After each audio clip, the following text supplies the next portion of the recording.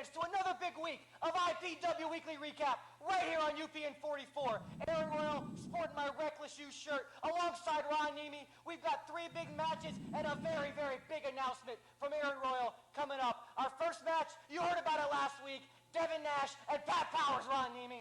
Pat Powers was here last week. He decided he wanted to get in the face of Ron Niemi. That was great. Absolutely great television on the part of Ron Niemi and Pat Powers here on Weekly Recap. What's up with you this week, Aaron? You're out of control. What's up with me? I'm just showing the excitement level because I'm finally getting my due. I have my very, very big announcement coming up at the end of the show. Just wait till you see this. Last week he's hardcore. This week he's got an announcement that supposedly matters. The truth is, the hardcore giant Ron Niemi told Pat Powers last week how it's going to be. And Aaron Royal, nobody cares about your surprise. Oh, they always care. We're going to go to that first big match right now. Thanks, Nash. Opening match action. You saw this guy on here last week getting in Ron Niemi's face. It's the Canadian strongman, Pat Powers. Pat Powers is the type of guy that doesn't have any desire whatsoever to make new friends, obviously with the hardcore giant Ron Niemi. And the truth is, if Pat Powers was sitting here right now, I'd tell him right to his face, Pat, I'm the man that called the shots here in IPW. You better learn to pay some respect, brother. And he was trying to say you're the man that called the shots, but then you finally admitted Aaron Royal pulls all the strings in IPW. The truth is, I obviously aren't going to sit there and get in the face of Pat Powers or this idiot Devin Nash, who still hasn't realized... Idiot. Well, you know, that slipped. My old friend Devin Nash. That's my old buddy Devin Nash, who's happened to dislocate 6 of his knuckles from smashing that chair into the face of every hapless competitor he's been in the ring with for over 3 months now. Including the man you see there as the referee, the mullet himself, Richie Rich. The mullet Richie Rich just had one of the biggest bashes. Oh, that's for another time though, Aaron. You see Pat Powers taking it right to Devin Nash. He comes in with a big, huge forearm, clubs him across the back, and then hits him with a reverse elbow, I believe. A reverse elbow. What did he concave his elbow and then hit him with it that way? It's an elbow, Ron Niemi. I'm sorry, I'm trying to be the guy that's called it play-by-play here. That's not going to work. But you see Devin Nash using one of his strongest assets, that big head of his that's about as hard as a stone. He's obviously got no brains whatsoever in the head, so he might as well use it as a weapon. And there he goes right to the chair already. Right to the chair after a DDT, laying out the big man, Pat Powers. 10, 12-year veteran of this sport in there getting schooled a little bit by Devin Nash. But as I say that, he takes Devin Nash down to the canvas and some chain wrestling from Pat Powers and Devin Nash. The hell are they thinking? That's not what these guys are known for. They're not supposed to be chain wrestling. They're supposed to be out there beating each other's brains in. Devin Nash finally got his act together and once again goes back to the chair. Good thoughts. Good thinking by my buddy. Driver 98. Oh my God. That's taken right out of the pages of our IPW and NWA Florida Cruiserweight champion Naftali. The Bino Driver 98 unsuccessfully applied by Pat Powers. And in case you missed it, known in other circles as a schoolboy. Wicked clothesline by Pat Powers, who nonchalantly and arrogantly covers Devin Nash for a 2 count. He doesn't seem fazed by that. The truth is, I think he's playing head games with Devin Nash. He knows full well what he's doing, and that's getting punched right in the gullet. These two go way back, no mystery to each other, and Pat Powers wanting to lay in a little bit of punishment to Devin Nash.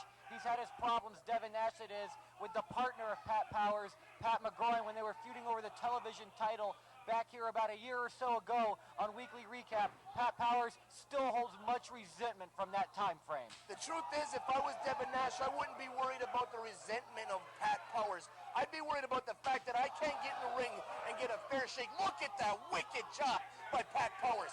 But again, Devin Nash is in there. He wants a match that he's got a chance to do everything he can to win. But he's got his arch nemesis. Look at that. Look at him firing back with chops of his own. Lighten up Pat Powers, Tatsumi Fujinami style. Pat Powers goes right into the turnbuckle and falls right to the mat. I haven't seen Pat Powers this beat up in quite a while. You got to give some props to Devin. You got to give him some props, but the truth is I keep cutting myself off. You got to give this guy a lot of credit too. He's in there with his arch nemesis, the mullet Richie Rich, as the referee in his match. Once again, what the hell has this guy done to earn the wrath of the commissioner, Eddie Edwards, that every single match he wrestles, he's got his worst enemy in the ring, the mullet referee in the match. What has he done? Over the top rope, and here he comes. He catches himself. Using the hair. Devin Nash has learned you've got to go to those shortcuts sometime. Who cares what the fans think? And the truth is, here in IPW, they don't care if you pull the hair. You don't care if you rip the eyes right out of the socket of Pat Powers, as long as you win. What has Devin Nash done to Eddie Edwards? That's what you want to know? How about when he threw the chair up and punched him right in the face with it? You think perhaps that might have made Eddie Edwards just a little angry? Well, what I meant is, what else has he done other than that? Oh, well, other than that, yeah. And you got Devin Nash setting up for a huge powerbomb, and he gets backdropped. You gotta admit, these guys went back right to Wrestling 101. They went back to the basics. They're chain wrestling. Devin Nash looks like he's shook up. Oh, huge Russian leg sweep, reminiscent of Vladimir Petrov. Oh, and Devin Nash gets his foot on the rope, and there's the fan saying, "Look, referee, his foot's on the rope."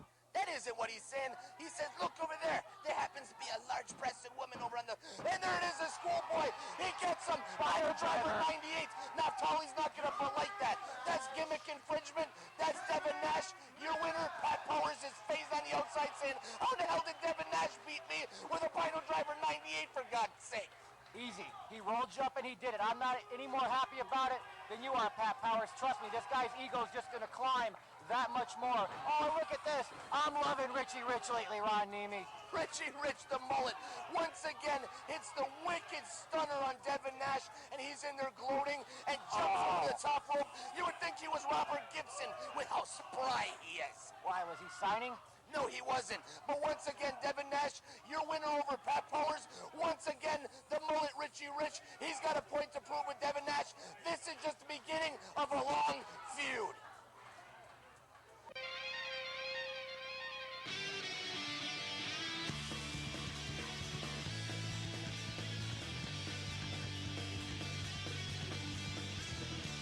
I drive up to our school.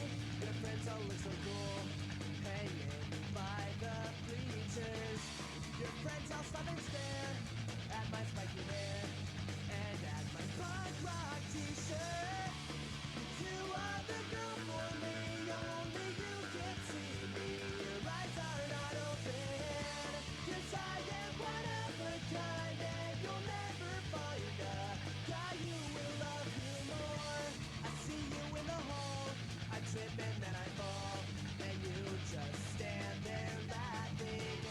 It wouldn't hurt so bad if you only had offered to help me up, and you are the girl for me, only you can see me. Your eyes are not open, 'cause I am one of a kind, and you'll never find a guy who will love you more. Maybe someday you will see. We're gonna make you feel good. Too? You bet.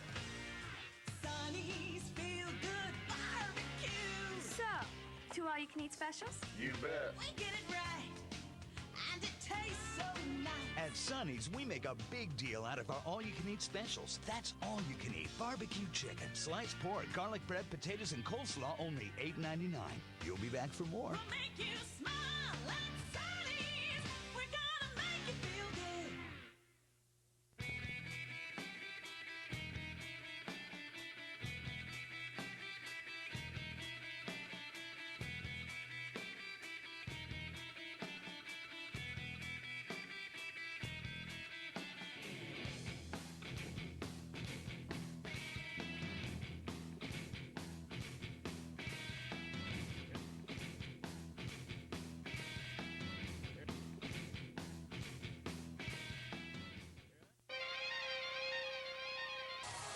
We got the Green Boy gang coming out for this.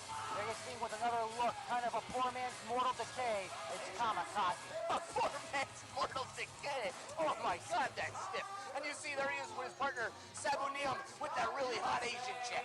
Her name is Ipuna. Ipuna, and they're taking on two of the fan favorites here in IPW, comic book guy Anderson, the Enforcer, and oh my God, look at that midsection. He's obviously been working with that new Abdominator, and he teams up with James Hendrix, the Purple Haze himself. The Purple Haze James Henderson, Comet Bike Guy Anderson. They become quite a tag team here lately, I'm not sure how much I care for the fact that they're starting to worry about pandering to the fans as opposed to just kicking some butt like when they first came in here, but I got to admit, it's working for them. The truth is, these kids are coming out here and they're doing it the hard way.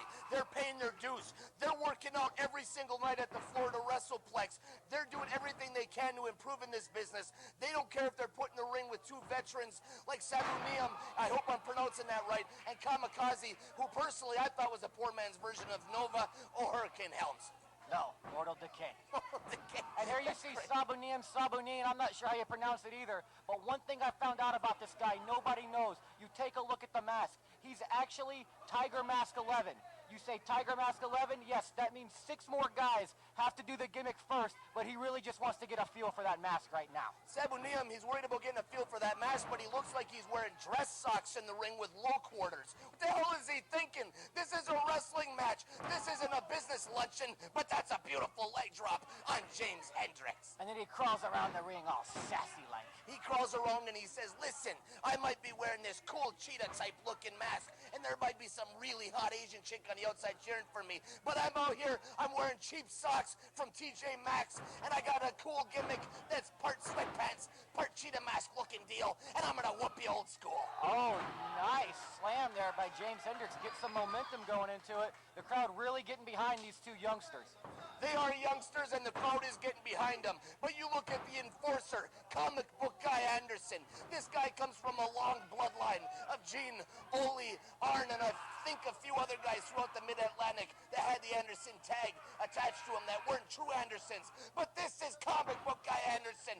The mat will take you apart limb from limb. I tell you what, I haven't gotten to do my homework enough yet. I've been trying to find out exactly how he's related to the Anderson clan. Unlike King Kong Rumble, who I just found out is actually the third cousin, twice removed by marriage, of King Kong Bundy. If I understand correctly, and I hate to break what they call kayfabe in here in the business, comic book guy Anderson is understandably the illegitimate son of Lars Anderson and this young lady that hails from Honolulu, Hawaii. Ah, I heard that story. Now, James Hendrix is taking it to Sabinum. He's coming in and once again, he's showing the technical wizardry that he's learned at the IPW Florida WrestlePlex. You see him once again apply a perfect rear chin lock. Jim Bragg's down there. Sure, he's 87 years old. Sure, he's constipated, but he can get around with the best of them, and he's checking for a choke. Don't worry, Jim Bragg. He was trained at the WrestlePlex. He don't need to choke him, brother. Oh, nice low drop kick to the knee of James Hendrix by Tiger Mask 11. And there he goes up, and here comes Kamikaze, and the crowd goes wild. No, the crowd goes mild. Oh, that's what I meant to say. I get those two confused sometimes. Wow! But nice maneuver there coming off the top rope. Absolutely crushing the knee of James Hendrix. And the desire and the determination that you just saw in the eye of James Hendrix quickly turns to pain and a little bit of fear. It did turn to pain, and it turned to a lot of fear. Beautiful leg lariat by Kamikaze. Let me get serious about this kid. The truth is, he comes out here and he doesn't have a clue whatsoever from one week to the next what his gimmick is supposed to be. But when it comes to wrestling, look at that. It looks like he's going for a big hip toss, and he turns out into a sit-out hip toss spinal driver, I believe. He turned a hip toss into a sit-out hip toss. He took it all over the map. He took it everywhere. He don't care where he's got to go with those hip tosses. He's got more variations in hip the tree of woeful things. What is he doing? Put him in the tree, and he drop kicks him right in the groin. Some beautiful offense by Kamikaze. He's showing us something that I haven't seen in quite a while. The kid's got some enthusiasm back. Maybe he had some people in the crowd, I don't know. But whatever it is, if he keeps it up, he's going to continue to rise up the ladder in IPW. No, if only he could get a new barber. Kill me, Aaron. I can't even comment on that. Poor kid. Where the hell did they do with the bull they used to cut this kid's hair anyway? But once again, you see the veteran attitude. You see him thinking. You can actually see the wheels turning. And I think I've used the term brother 3 times today. And the truth is because I've been watching that Killer Hulk Hogan DVD that I bought from our great sponsor, highspots.com, where you can go from every single IPW tape that's available, and you can see the matches in their entirety, where you can see comic book guy Anderson come in, and every single bit of offense that he administered that night, which is too much to even mention, you can get at highspots.com, Aaron. All kinds of stuff at highspots.com, not just our stuff. Be sure to link up from IPW-hardcore.com and get all your stuff at Highspots. And there you see a single leg Boston Crab applied by comic book guy Anderson. This guy can wrestle. This guy has the power. He can do it all. Oh my God! Just took his head off. Do you but think suddenly maybe it's back. Kamikaze hears us talking? The guy's angry. He halfway kicks the face right off of comic book guy Anderson, who totally no-sells it and continues to work on the leg of Sabinum. I think what happened was, whenever I was back here in the back directing traffic like I always do at IPW shows, he was running a little bit late, and I said, Kamikaze, get in the ring, bitch. And he had to get on that and go out there and wrestle. Aaron, that's the problem with your attitude. If you had the attitude of kids like James Hendrix and comic book guy Anderson, you see him going for the figure four. What the? Years ahead of his time. He's supposed to be at least 6 months. They haven't even taught him the figure four yet at the WrestlePlex. This is insane. He didn't have to learn at the WrestlePlex. He learned it from one of my 3 favorite things, the Flair Steamboat Series of '89. That is one of your 3 favorite things. I always forget what the other 2 things are. What is it? It's Pizza and Deep Thoughts by Jack Handy.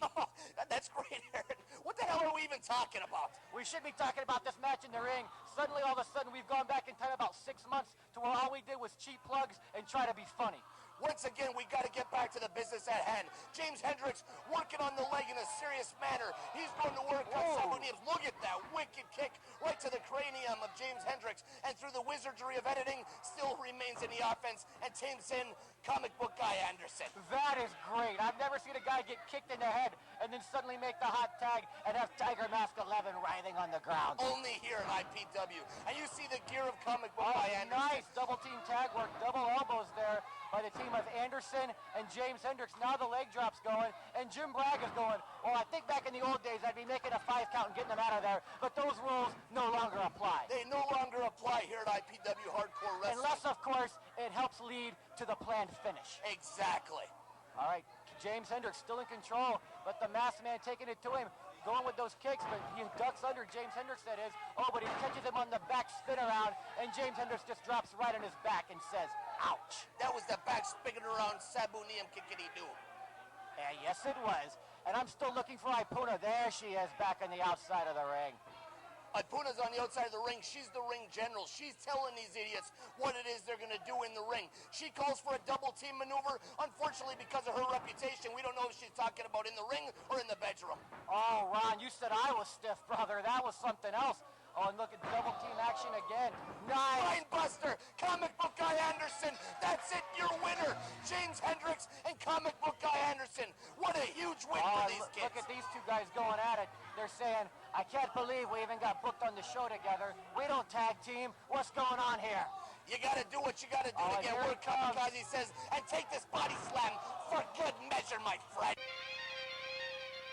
Welcome back, fans. What a great tag team encounter we just saw. Big win for the team of comic book guy Anderson and James Hendrix, 2 of the better new students coming out to the WrestlePlex. I tell you what, Ron Niemi, things are going nuts. Kamikaze showing a little bit of his heel tendencies, attacking Tiger Mask 11 after the match. You know, you'd be a heel too. You'd be a little upset if you heard the commentary and the disrespect that Aaron Royal is paying to Kamikaze. Never ever any disrespect. Give me a break. The truth is, Aaron, you gotta pay respect to these guys. And you got Pete Cannon getting in the ring next with the former NWA World Tag Team Champion 3 times over, Vito DeNucci. And Pete Cannon brings his enforcer, his special weapon. Usually it's the other way around. Frankie Capone along with Mark Golds at ringside. I gotta bring it up, Aaron. October 11th, right here at the WrestlePlex, Frankie Capone is gonna pay for months of misery. Frankie Capone, Jet Jaguar, and Rod Steele, 3-way. This should be quite a match here. Here you see he's led out by Mark Gold, the man that made Agent Steel here in IPW, and his partner in crime, Frankie Capone. It's the man who destroyed Special Ed, putting out for 6 to 8 weeks. Not Don Juan DeSanto, Pete Cannon. Pete Cannon has made a point here in IPW. He's here for one thing and one thing only, and that's to hurt, injure, and maim people. Is that 3 things, or does that still constitute as what? I wasn't really listening because I'm looking at one of your favorite men in the whole wrestling business, a guy you've never had any heat with whatsoever, Vito DeNucci. Vito DeNucci obviously isn't one of the favorite people that I would list on the top of my list of favorite people in this business. But once again, Vito DeNucci, former NWA World Tag Team Champion with the ring veteran Chris Nelson. He knows his way around the ring. He's wrestled for the WWF on several occasions. He's toured all over the world. And now he's in there with Pete Cannon, and he knows he's got his hands full. You're talking about two big, very dangerous individuals in the ring. And with Mark Gold and with Frankie Capone on the outside of the ring, this has all the makings for a Pier 6 brawl or Katie bar the door or any of these other cliches. And this has been Wrestling Cliche 101 by Ron Niemi. Look at that, it's the huge 5-arm or flying burrito or all those other deals that they call the flying. Jesse Ventura calling a Tito Santana match from back in 1987. Get with it. That's Vivacious Vito DeNucci, the man who the last time we saw him on here, as he was facing off with Mike Shane, and they were having a confrontation that you couldn't hear on television, and nobody got why that was funny, was when I was here backing you down and making you realize Aaron Royals coming up in this business. I don't even know who to cheer for in this match. I love the antics of Pete Cannon. I love the antics of Vito. I'm just going to watch and enjoy, just like my main man, small, funny Star Stevens. You just like antics. And you see Vito DeNucci, again, he's not above breaking the law, twisting the rules, doing everything they can. Look at the house once again, a capacity crowd out here at the WrestlePlex. Some people were here complaining about the crowd on this night. Truth is, it was another packed house. Unfortunately, people weren't actually hanging from the rafters. But Vito DeNucci has made it very clear. Let me get this point across right now, Aaron. Vito DeNucci has targeted that IPW television title. And with Frankie Capone, Jet Jaguar, the IPW television champion Rod Steele, and people still hanging in the wings, demanding rematches and their own shots like Devin Nash, Pat Powers, and Pat McGroin, the IPW television title is quickly becoming the hottest belt here in IPW. Not to take anything away from Agent Steele, the tag team champions, the hardcore champion, anybody else, the TV title, Aaron, is hot, and you know it. It's very, very hot, but one thing I've got to admit, Ron Niemi, in IPW, all the titles, very highly sought after. Most of our feuds, I would even say, start out at least centered around those titles, going after that glory, going after those paydays. Here he goes, Pete Cannon, whipping in Vito DeNucci. He's basically the enforcer for Frankie Capone right now. Vito and Frankie Capone met the last time Vito was here in IPW. Pete Cannon stuck his nose in. Vito's out for some revenge, but all he's getting right now is the top of Cannon's foot across the small of his back. How much longer do you think he's going to be happy to be basically his henchman or his lackey? Where do you think the problems come from with Devin Nash, Pat McGroin, and Pat Powers? Neither wants to play second or third fiddle to the other. The truth is, everybody wants the glory, everybody wants that gold. Pete Cannon with a big 2 count there on Star Stevens, who seems to be in on slow Star motion. Stevens? I'm sorry, Star Stevens with the slow 2 count. I thought we were actually rewinding the tape. He's so slow, it looked like he was going backwards, for God's sake. It was very slow, and he told me after the match he didn't mean to do that, but he was checking out the crowd for his friend Donnie, and right now what he's doing is he's going over there talking to Mark Gold. Mark Gold out there showing he knows what he's doing, despite what everybody says, distracting the referee, so Pete Cannon can get just that much more vicious. Double deuce style. Double deuce style indeed, which has recently invaded Puerto Rico. Frankie Capone has more than made his presence known, where he wrestled for the World Wrestling Council and made a big name for himself. He even wrestled on their yearly anniversary show. Whoever would have thought that yearly an anniversary? That's amazing. That is absolutely amazing. That's almost like within days we announced that we had signed a 1-year contract with UPN, and then Ron Niemi comes out and says we signed a contract for 52 weeks. What can I say? I'm the guy that's got to come in here with the technical information. You see Pete Cannon coming in, trying to bash in the brains of Vito DeNucci with a chair, and it's not going to work, and he takes a huge super kick right to the face. Vito DeNucci, 1, 2, 3. Huge win for Vito DeNucci. This launches him right on the contendership for the IPW television title. Aaron Royal, October 11th, right here at the WrestlePlex. You're going to see some of the craziest insanity that you've seen here in a long time. You're going to see Vito DeNucci. You're going to see Frankie Capone, who's taking it to him right now. We've got Reckless Youth and Natali signed. We got Don Montoya taking on Agent Steele. Vito DeNucci has absolutely found revenge against Frankie Capone. I was wondering when you were going to get to what was going on in the ring. Double deuce, absolutely destroying the former 3-time NWA World Tag Team Champion, taking it to him double deuce style. Mark Gold on the outside of the ring going, there ain't nothing going on, Star. Come on, come with me. Pete Cannon, Frankie Capone, they try to take it to Vito DeNucci. It takes both of them. Vito DeNucci takes them out with an enormous double clothesline. They both powder. They're getting the hell out of here with Mark Gold. You're right. He is a former 3-time World Tag Team Champion, and that's for a reason. This guy knows his way around the ring. He doesn't need a partner to tell him how it is. Star Stevens is checking. He's clearing the cobwebs. Vito DeNucci and Frankie Capone. Aaron, this is going to be nuts. It's going to be nuts, and here comes my very, very special announcement. vicious super kick en route to a big, big win for my good friend, Vito DeNucci. But Ron, my big announcement coming up. The Strong Brothers recently wrestled Mike Sullivan and Scoot Andrews, Naturally Marvelous, right here at the WrestlePlex. And we're about to show the very best parts of the match because it was edited by yours truly, Aaron Royal. I got all the highlights. I gotta give you credit, Aaron. You're finally thinking. This is one of the best tag team matches, not including the Shane Brothers, in a real long time. Good job, Aaron. Yeah.